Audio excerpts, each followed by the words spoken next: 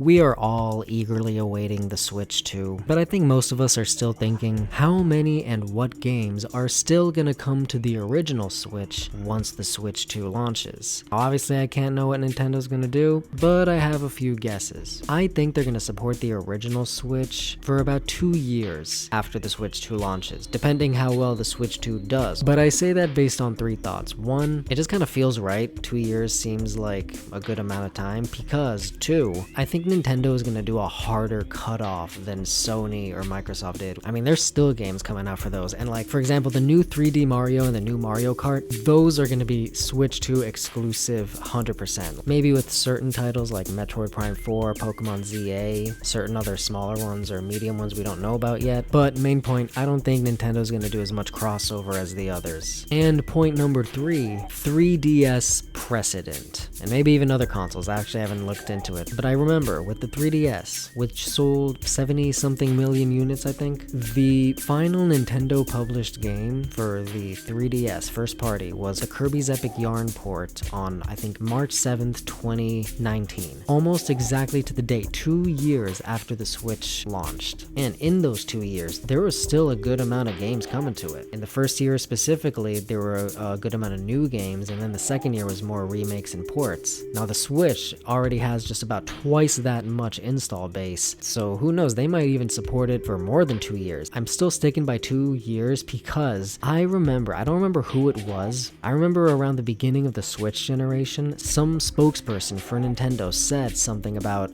we want the Switch generation to last 10 years if possible. And next year is the Switch's 8th anniversary, which means 2 years from then will be 10 years. So, assuming 2 years is how long they're going to support the Switch 1 post-Switch 2 launch, that brings us to the real question, what are those games gonna be? Well, that's what I'm gonna guess today, and I broke these down into 3 categories: new games, Wii U and 3DS ports, and everything else. First of all, new games. The 3DS still got a good amount of new games after the Switch launched, and people have been saying lately it's only remakes and remasters, but a brand new Mario and Luigi, a brand new 2D Zelda where you get to play as Zelda, and like the best Mario Party in like forever. There's definitely going to be some new games coming to the original Switch. 2 of those we already know about, Metroid Prime 4 and Pokemon ZA. Those are also the 2 I think have the most crossover potential, so they could also come to the Switch too. Also, and I'm not saying this because I really want it, though I really do, because Metroid Prime 4 is coming out soon, and because they've seemed to have a real fan-pleasing obsession of putting full series onto the Switch, like with Pikmin and now soon with Xenoblade, I'm thinking Metroid Prime 2 and 3 are also coming this year. I think they're gonna do it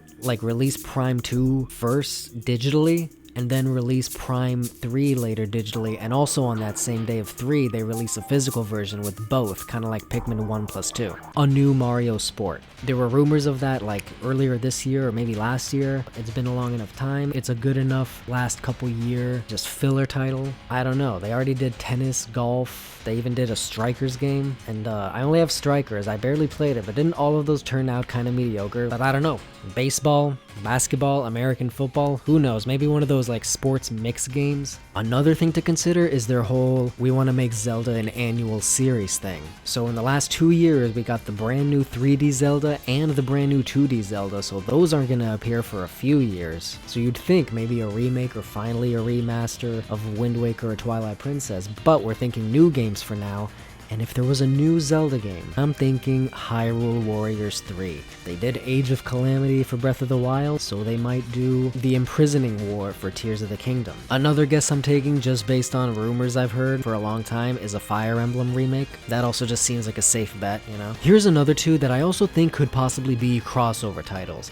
A new Star Fox game and a new F-Zero game. I could see those coming out for both, you know? They did say they want to represent all series on Switch, and those 2 would be safe bets to throw in on the last 2 years because they're not their biggest sellers. And they can get a bunch of new IPs to fill out the lineup quick for the Switch 2. And those 2 could potentially show off the hardware really nice. A futuristic racing game, and then Star Fox has always been a test dummy for hardware stuff. Then my last guess that came to me for a new game, a Super Metroid remake.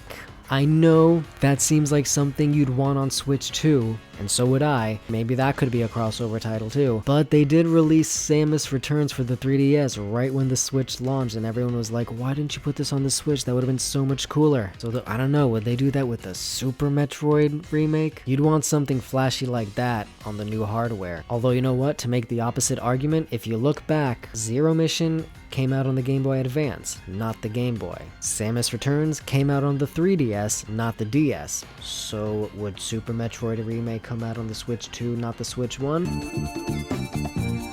Next up, Wii U ports and 3DS remasters. So we already know about Xenoblade Chronicles X. I think another safe bet is Yoshi's Woolly World. It's been a long time since the Yoshi game. Perfect little filler bait to throw out at the last 2 years. Another one that might happen is the Kirby Wii U game. I hope it doesn't though, because there's another Kirby game that's been rumored, and I would hope way more that it comes because apparently it's way better. But the last of the Wii U ports. This would be our last chance.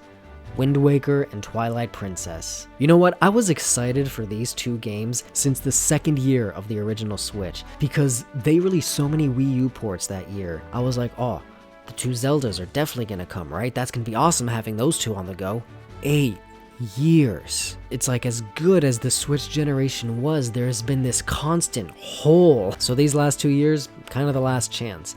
Although I kind of feel like they're gonna come to the Switch 2 in some form if they don't come to the Switch 1, so either way I guess that's fine, but still, the wait has been interminable. And then there's 3DS remasters. We've gotten a few already, like Luigi's Mansion 2. Good amount of potential guesses at 3DS games that could come. Hopefully, we also get Kirby Planet Robobot. Hopefully get with like a triple pack of the 3DS Kirby games. Those three, that's the real triple deluxe right there. But there's rumors that it's only gonna be Planet Robobot, which, I mean, I'll take that over nothing, but definitely some Kirby game. They're definitely gonna do that last 2 years. That's a good one. In fact, I think they always do that. And you know what else they're gonna release at the last couple years of the Switch? Samus Returns, the game they released just on the last few years of the 3DS.